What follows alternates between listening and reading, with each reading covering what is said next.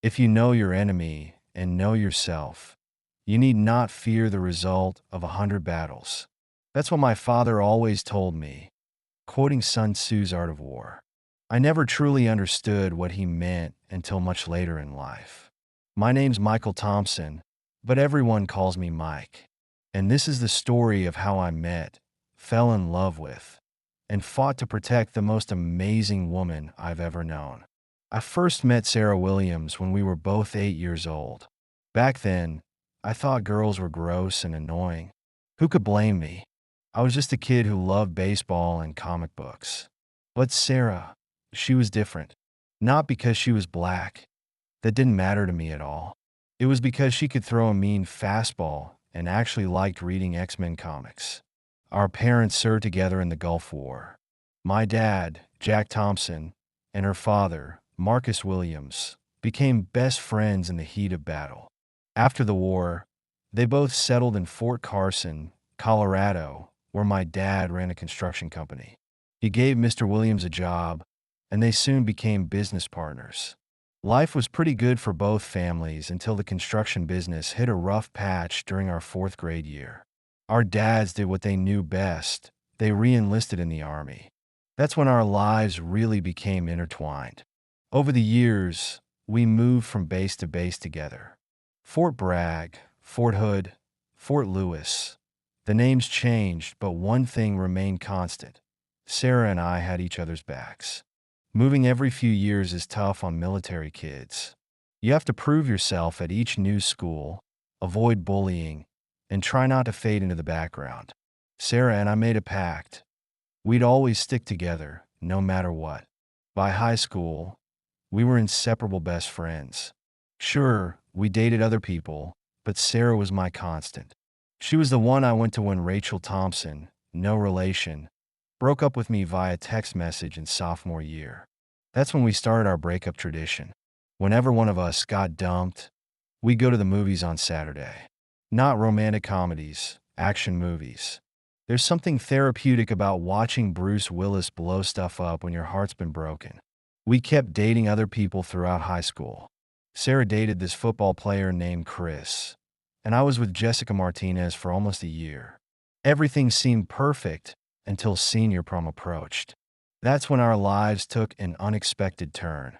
1 week before prom, Chris broke up with Sarah over the phone. The same day, Jessica handed me a breakup letter through my little brother and disappeared. Turns out Chris and Jessica had been seeing each other behind our backs. The whole school was buzzing with gossip. Sarah was devastated, and I was furious. But we had each other, just like always. I still had my prom tickets, and Sarah didn't have a date anymore. It made perfect sense for us to go together. The night of prom, I picked Sarah up from her house. When she came down those stairs in that emerald green dress, something changed. I'd always known Sarah was pretty, but at that moment, she was breathtaking. Her natural curls were styled perfectly, framing her face. She wore minimal makeup. She never needed much anyway. Mr. Williams saw my reaction and chuckled. "Bring my princess back by midnight, Mike," he said with a knowing smile. "Yes, sir," I managed to say, taking Sarah's hand. The prom itself was like something out of a movie. Chris and Jessica tried their best to make us miserable, but we wouldn't let them. We danced, we laughed, and for the first time, I saw Sarah as more than just my best friend. During a slow dance, she rested her head on my shoulder. "I can't believe those two," she whispered. "Don't worry about them," I said, pulling her closer. "Besides, I've got the most beautiful girl in the room in my arms right now." She looked up at me, those brown eyes sparkling. "Smooth talker," she teased, but her smile lit up the whole room. That's when it happened. Our first real kiss. Not a friendly peck on the cheek, but a real, heart-stopping kiss. Everything changed after that night. We weren't just best friends anymore. We were something more. But life had other plans for us. The summer after graduation, we both decided to enlist. I wanted to join the infantry, maybe even try out for special forces. Sarah chose to become a military police officer. We knew being stationed together as a couple would be nearly impossible. So we made a difficult decision. We'd wait until after our service to get married. During our time apart, we agreed to stay best friends but date other people if we wanted to. No pressure, no long-distance relationship drama. If we fell in love with other people, we'd remain friends. But if we were still single after our service, we'd give us a real shot. It was the hardest decision we'd ever made. We spent that entire summer together, learning everything about each other in a whole new way. Sarah continued to amaze me with her strength, her intelligence, and her heart. By the time we left for basic training, I knew I'd never love anyone else the way I loved her. The day we said goodbye at the airport, we shared one last kiss. "Promise me you'll be careful," she whispered against my lips. "I promise," I replied, holding her tight. "You too, okay?" She nodded, wiping away a tear. We kept in touch through emails and phone calls when we could. For 2 years, we managed to maintain our friendship while serving in different parts of the country. Then September 11th happened. Everything changed. We both got deployed to Afghanistan, me with the 75th Ranger Regiment, her with the military police in Kandahar. Even though we were in the same country, we rarely saw each other. When we did manage to meet, those few precious days were like heaven. We'd temporarily forget about the war, the distance, and everything else. In those moments, it was just us, Mike and Sarah, the 2 kids from Fort Carson who fell in love at prom. But every time we had to say goodbye, it got harder. For years of service felt like an eternity. We both saw and experienced things that changed us forever. But our core remained the same. We were still best friends, still in love, and still dreaming of the day we could finally be together. By the time we processed out at Fort Jackson, we knew one thing for certain. No matter what life threw at us next, we'd face it together. We flew home hand in hand, ready to start our new life. Our families were waiting at the airport, and the moment they saw us together, they knew. Their kids, who grew up as best friends, had finally found their way to each other. But our story was far from over. In fact, the biggest challenge we'd ever face was just around the corner. We just didn't know it yet. Civilian life took some getting used to. The first few weeks, I'd wake up at 0500 hours out of habit. Sarah would already be up, lacing her running shoes. Some habits die hard, I guess. We found an apartment together and started using our GI Bill benefits for college. I enrolled in computer science. I'd always been good with technology. Sarah pursued her MBA, determined to make it in the business world.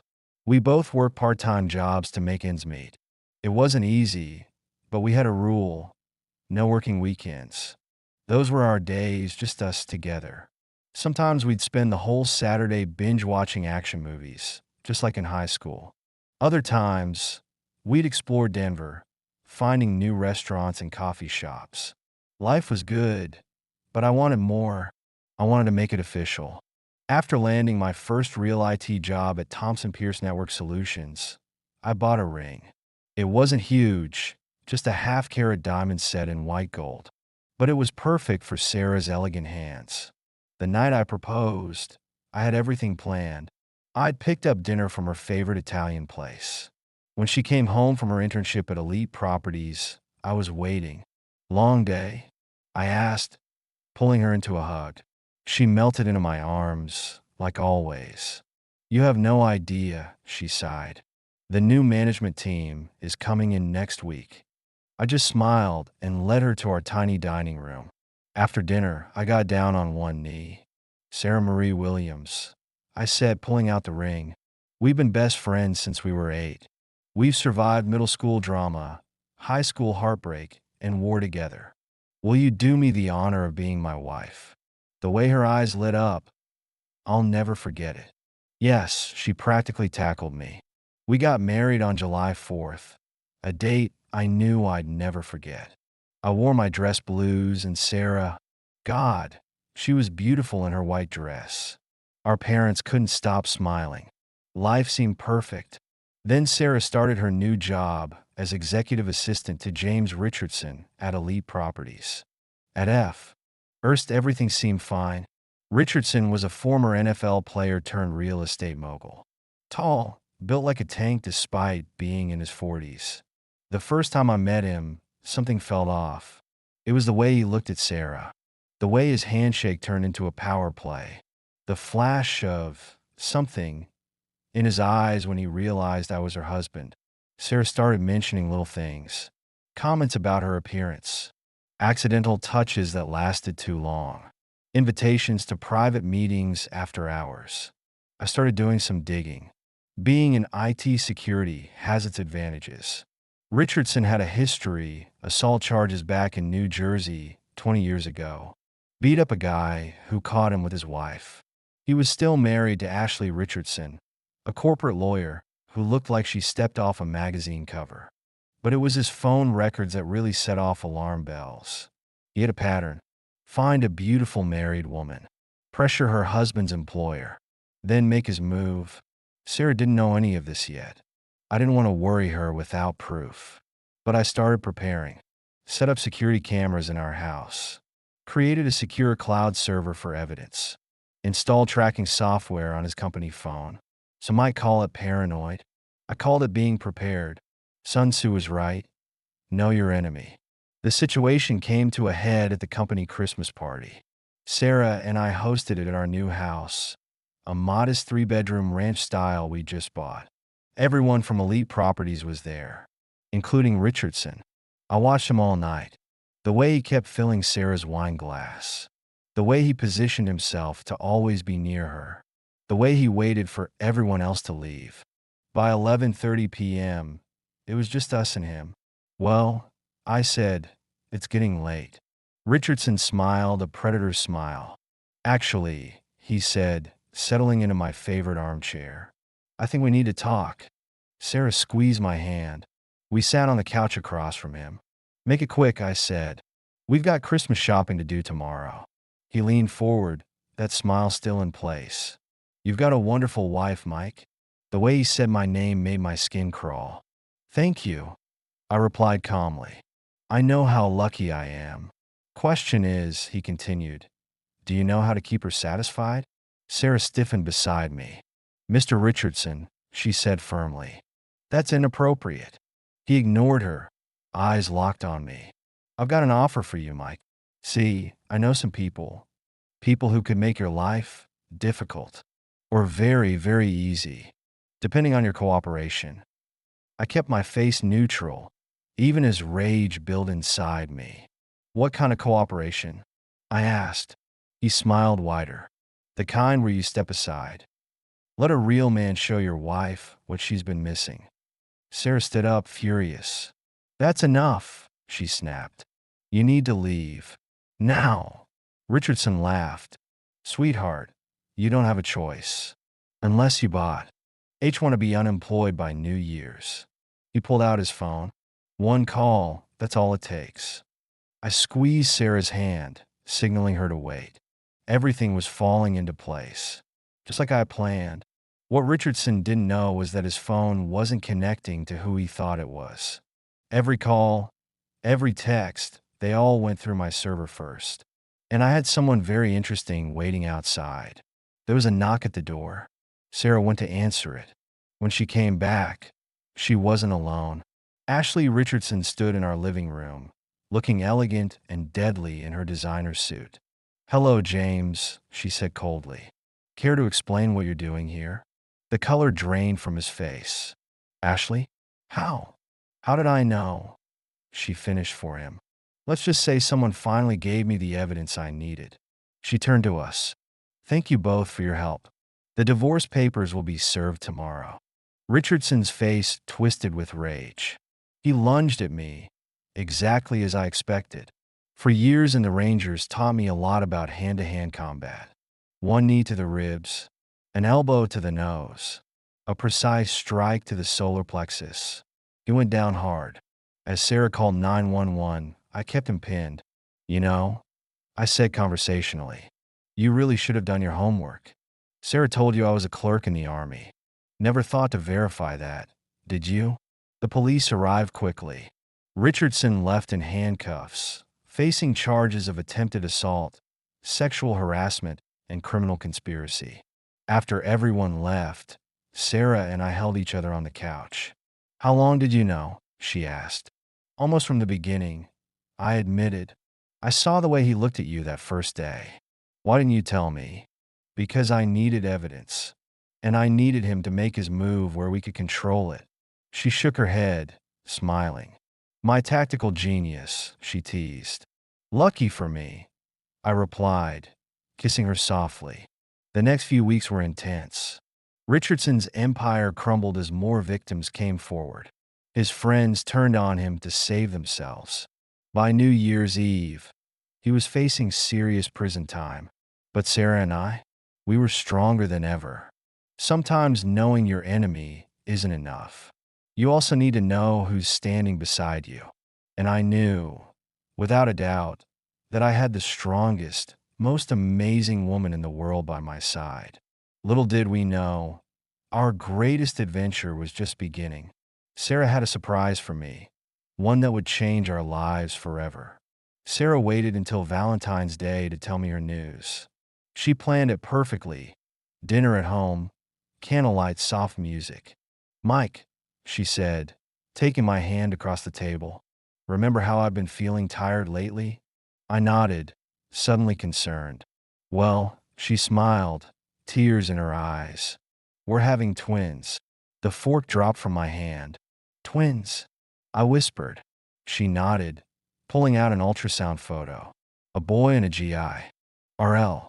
I was around the table in seconds, lifting her into my arms.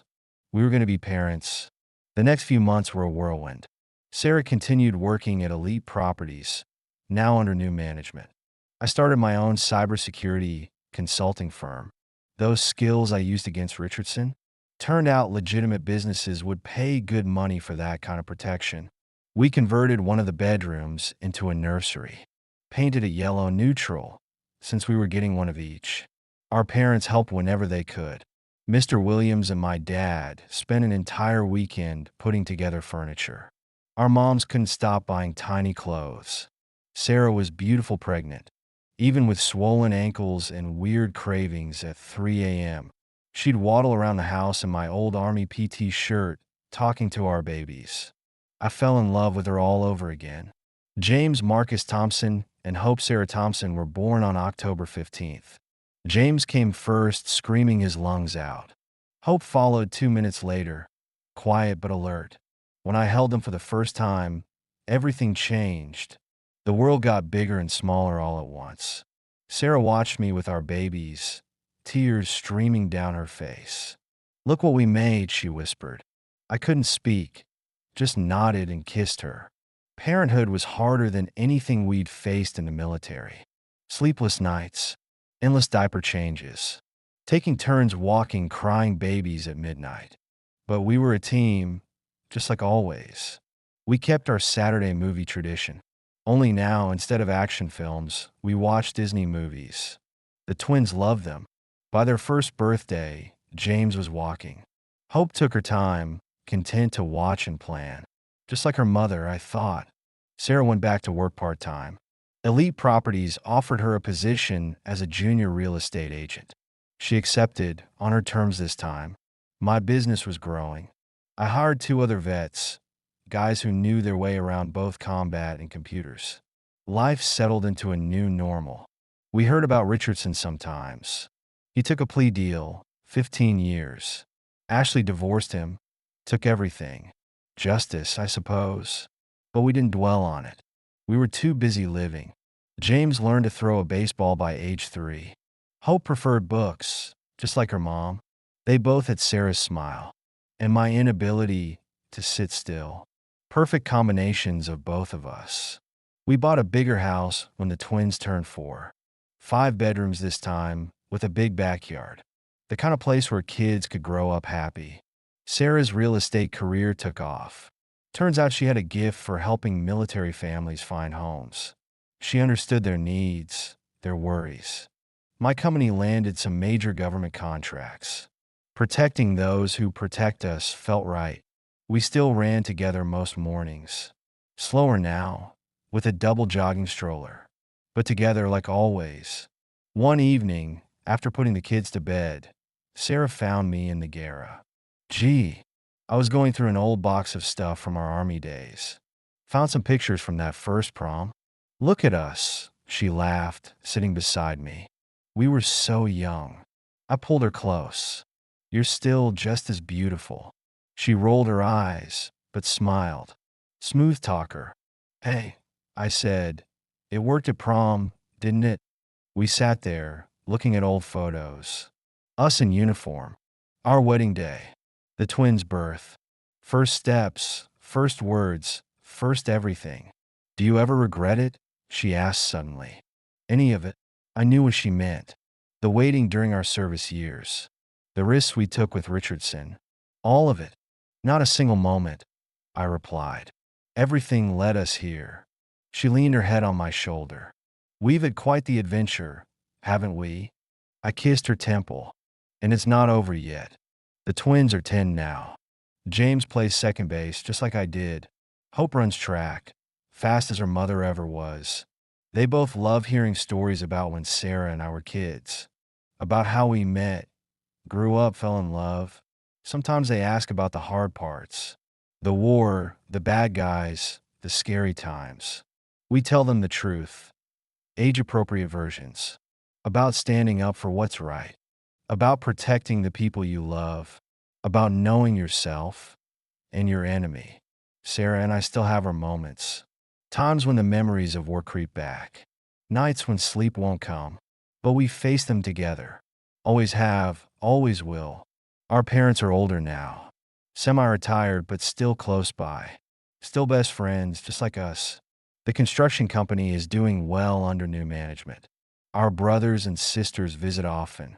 The house is always full of family, laughter, love. Every July 4th, we host a big barbecue. Celebrate our anniversary, our country, our freedom.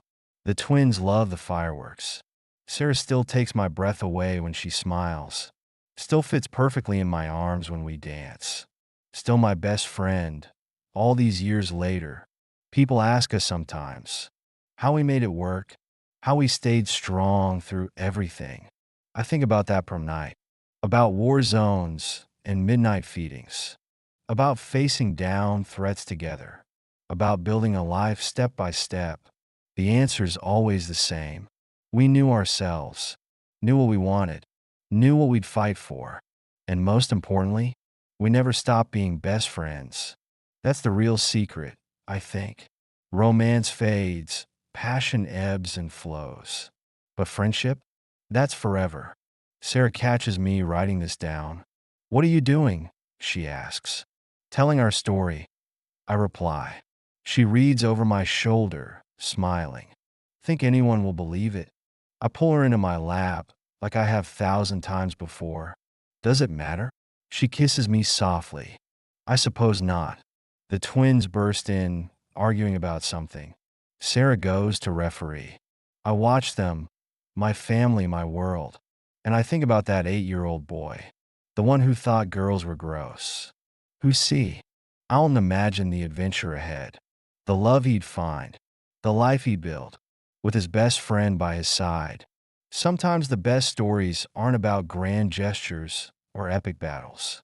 Sometimes they're about two kids who grew up together, who faced life's challenges side by side, who built something beautiful one day at a time. That's our story, and it's still being written every single day.